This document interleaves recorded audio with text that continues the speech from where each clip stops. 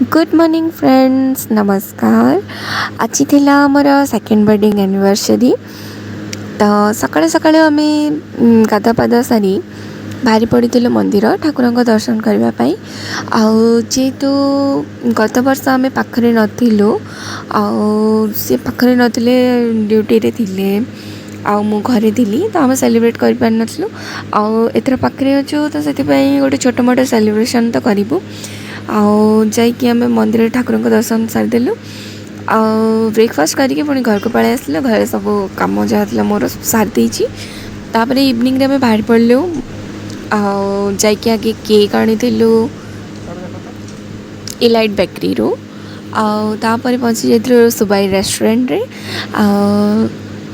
Friends और family को invite करते।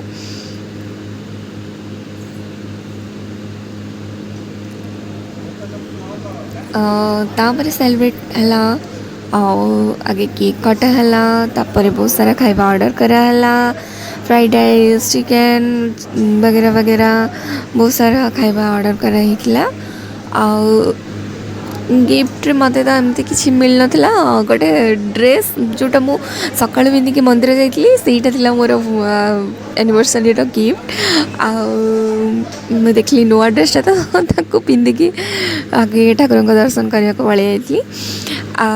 दिनटा आज एत भल कटे एत भल पाइबा दे 2 वर्ष आमर सांगरे कटि थैंक्स टू माय हस्बैंड।